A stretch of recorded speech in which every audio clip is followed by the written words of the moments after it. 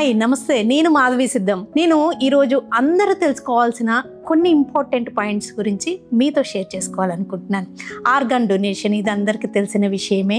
అయితే organ donation మనకి ఒక అవేర్నెస్ తోటి ముందుగానే ఒక డిసైడ్ అయ్యి ఆర్గాన్ డొనేట్ చేయాలనుకుంటే లిటరల్గా కెడావర్ అంటే బ్రెయిన్ డెడ్ అయిన పర్సన్ అయితే ఒక 8 ఆర్గాన్స్ ని డొనేట్ చేయగలరు, ఒక 50 మంది లైఫ్స్ ని సేవ్ చేయగలరు. అలాగే మనకు క్లోజ్ రిలేటివ్స్ ఇలా అయితే తప్పదు అనుకున్నప్పుడు డాక్టర్ సలహా మేరకు అకార్డింగ్ టు కొన్ని నార్మ్స్ మ్యాచ్ అయితే liver, kidney and part of lung ఇంకా బ్లడ్ డొనేషన్స్ ఇలాంటివన్నీ చేస్తుంటారు. దీనివల్ల ఇంకొక జీవితాన్ని నిలిపామన్న సాటిస్ఫాక్షన్ ఉంటుంది. ఇంకా ముఖ్యంగా అందరు తెలుసుకోవాల్సింది ఏంటంటే యాక్సిడెంట్స్ అయినప్పుడు ఒక కో రెస్పాండర్ గా లేకపోతే ఫస్ట్ రెస్పాండర్ గా మీరు యాక్ట్ చేసే దాన్ని బట్టి ఒకళ్ళ జీవితాన్ని కాపాడిన వాళ్ళు అవుతారు. నిజంగా పుణ్యం పురుషార్థం అని ఎన్నో రకాల ప్రయత్నాలు చేస్తాం కదా, ఒక లైఫ్ ని కాపాడడం కంటే గొప్ప విషయం ఏముంటుంది చెప్పండి. ఒకళ్ళు యాక్సిడెంట్ కి గురైనప్పుడు సాధారణంగా ఏమనుకుంటూ ఉంటాం, మనకెందుకులే మళ్ళీ మెడికల్ లీగల్ కేసెస్ ఉంటాయి, మన పని మనం చూసుకుందామని వెళ్ళిపోయే వాళ్ళం మనలో చాలా మంది.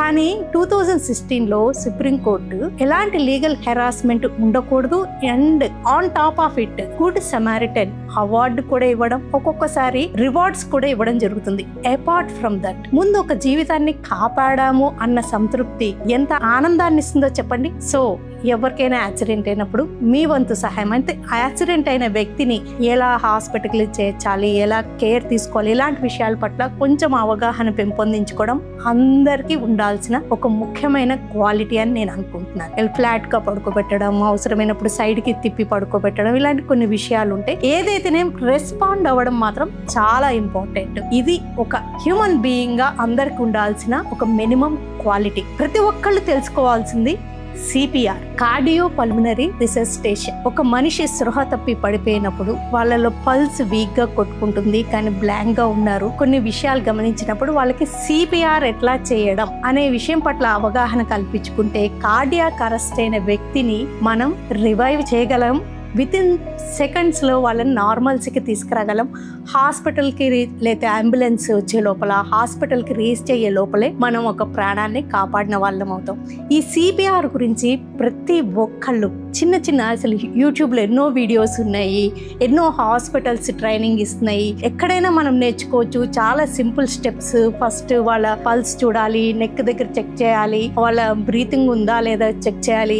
అలాగా కార్డియాక్ అరెస్ట్ అంటే హార్ట్ అటాక్ వచ్చిన వాళ్ళు కానీ లేకపోతే కార్డియాక్ అరెస్ట్ అయిన వాళ్ళ పట్ల కొంచెం ఈ సిపిఆర్ చేయడం ఎలాగో తెలుసుకుంటే ఒక ప్రాణాన్ని నిలబెట్టిన వాళ్ళం అవుతాం. అంటే మనం ఎన్నో రకాల పనులు చేస్తుంటాం. పుణ్యం వస్తుంది, ఈ జన్మకి సరిపడే పుణ్యం వస్తుంది, జన్మలకి సరిపడే పుణ్యం వస్తుంది అని ఎన్నో పనులు చేస్తాం కదా. ఇలాంటివి నేర్చుకుని ఒక జీవితాన్ని ఒక ప్రాణాన్ని నిలబెట్టిన వాళ్ళమైతే అసలు ఇది ఎన్ని జన్మలకి సరిపడా పుణ్యమో ఆలోచించండి. ఇంకేం చేస్తే వస్తుంది ఇంత సాటిస్ఫాక్షన్. సో అందరూ ఈ విషయాల పట్ల అవగాహన పెంపొందించుకోండి. వీలైనంత బ్రౌజ్ చేయండి, ప్రాక్టికల్ గా నేర్చుకోండి, అవసరమైన సర్టిఫికేషన్ కోర్సెస్ నేర్చుకోండి. మాక్సిమం ఫ్యూ అవర్సే మనం టైం స్పేర్ చేయాల్సి ఉంటుంది. By for now.